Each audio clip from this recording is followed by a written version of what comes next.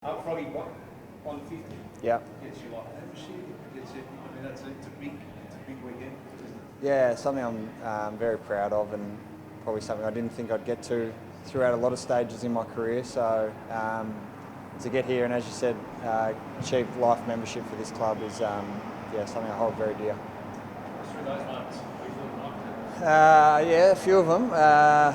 Clearly I've been in and out of the team for a long period, probably through the middle part of my career, and then 2018, 19, 20, all one-year contracts, coming out of contract. So, and I guess once you get to that older stage, and it becomes between old and young, often it goes the young way. So, to get through that period, and then last year get back in the team and cement a spot and play some probably my best football of my career. Something that I'm really proud of, and maybe shows that I've got a bit of resilience along the way, and something whatever I do next after footy, I'm sure will hold me in good stead.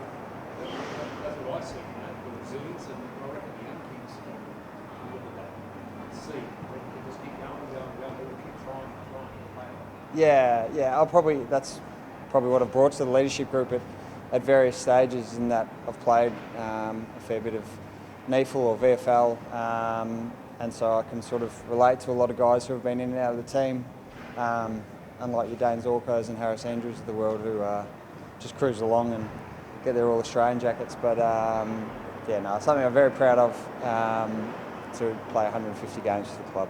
What kept you here early on, Froggy? You were sort of here when a lot of guys your age were leaving, but you were playing those draft classes that stuck around when the times were difficult. Yeah, I don't really know. I just, ever since I moved up here, I was just so grateful for the opportunity to play AFL, and I think one thing I've never lost touch of is, like, I feel like I really respect the environment I'm in. Like, I feel very lucky. We get to train at the Gabba. You know, I get to play with Brownlow medalists, all Australians. So I sort of feel very lucky that, you know, I'm still in the position I'm in, and I don't think that really wavered too much throughout my career. I was always, very grateful for the position I was in, and probably the way the club's gone, it's sort of been a blessing in that, we struggled for a long time, and now I get an appreciation of, I guess what good culture looks like, what winning most weeks feels like, how much more enjoyable that is, and hopefully that's something that I've tried to pass on to a lot of young guys at the club, and hopefully it means that we can stay up the top for a long time to come.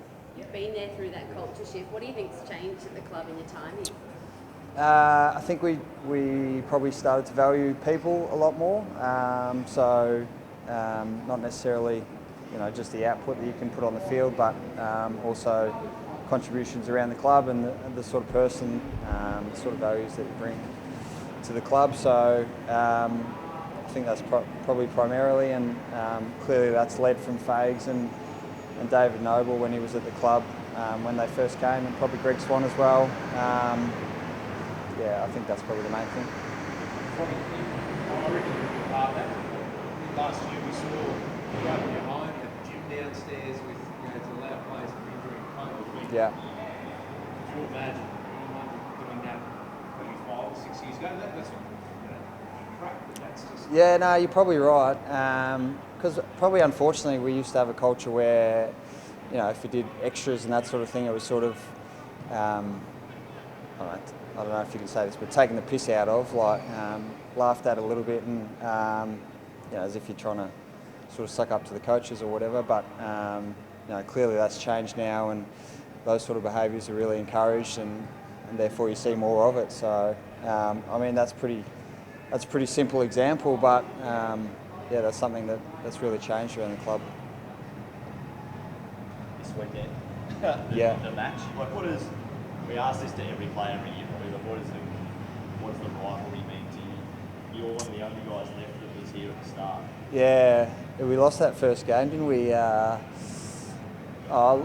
We probably like to think that we're, the main team in Queensland, and so for Gold Coast to come along, and obviously a new club, which is great for the AFL, but we like to probably hold our ground and hopefully continue to win more of those QCLash games and lose. So it's really exciting for Queensland footy that we're in the position we're in, and Gold Coast look like they're making a good rise up the ladder as well. So, but yeah, we certainly hope to continue to be the #1 team in Queensland footy.